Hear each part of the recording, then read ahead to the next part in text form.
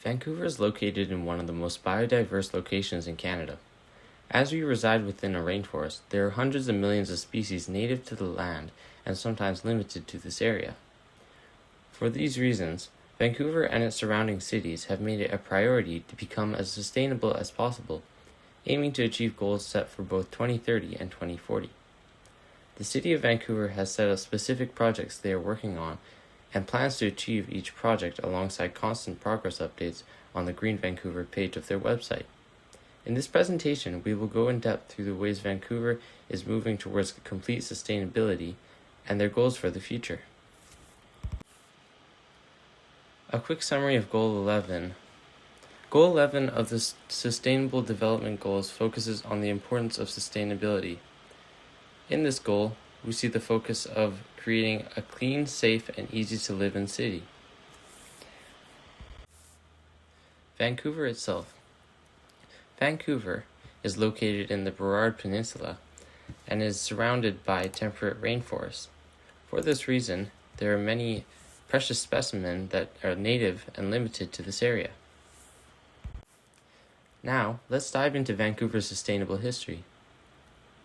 In 1886, the federal government approved the City of Vancouver's petition for the establishment of Stanley Park as its first official park, halting the process of logging that had previously been present in the space. This was the first official movement towards creating a green city.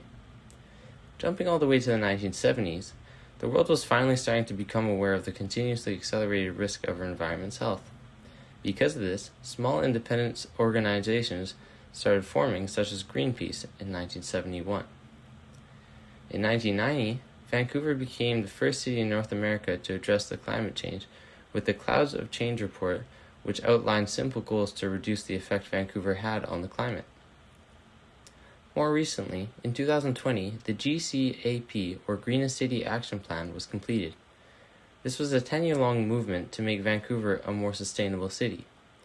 Much progress was made in this time, although not even half of the targets were met. Still, the city changed in many ways for the better and continues to do so in the years since. By clicking on the photos at the bottom of the slide, we can go to the websites which speak about each of these subjects in depth.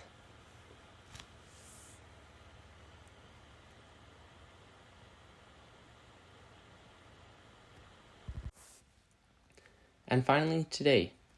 Today we continue to see the efforts from the City of Vancouver to make the city a more sustainable, healthier, and inviting place. Carbon-neutral buildings have become one of Vancouver's largest focuses, as in the past, non-efficient buildings have been one of the main contributors to the impact caused by Vancouver. Buildings being built today are built to code, and old buildings are being retrofitted with modern technology to protect the city's history while modernizing its efficiency behind the scenes. But carbon-neutral buildings are not Vancouver's only focus. Other subjects, such as means of transportation, waste management, recycling, and clothing reuse, are all in focus and being actively worked on. Clicking on the image to the right, you will be brought to the website of Green Vancouver. Under each of these sections, you can read more about each subject. As for how the city appears today, Vancouver is currently recognized as one of the most sustainable cities in the world, ranking among the top 5 of North America and top 30 globally. Vancouver is a large city, and certain areas have different feels than others. However, it can be generally agreed upon that most of the city feels very open, breathable, and very nature-focused in design. Small green spaces help keep the city connected to its beautiful natural location, and the inner workings of the city keep its impact on the environment low. However, according to the 2025 Progress Report, Vancouver still needs to work on many issues to try to reach their 2030 goals. 3 of the 5 goals are currently unlikely to be achieved. 1 is at risk, leaving only 1 to be likely met. The image to the right is taken directly from the 2025 Green Vancouver Progress Report and shows how only 1 of the 5 given goals are likely to be achieved. Vancouver has set out many goals for the future, with the biggest dates being Zero Waste 2040, 50% reduced emissions by 2030, and carbon neutrality by 2050.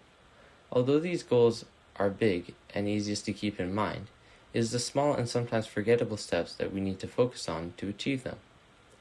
Decade-long or even 5-year-long goals should be the main focus, as looking ahead and not at what is right before us will lead to mistakes.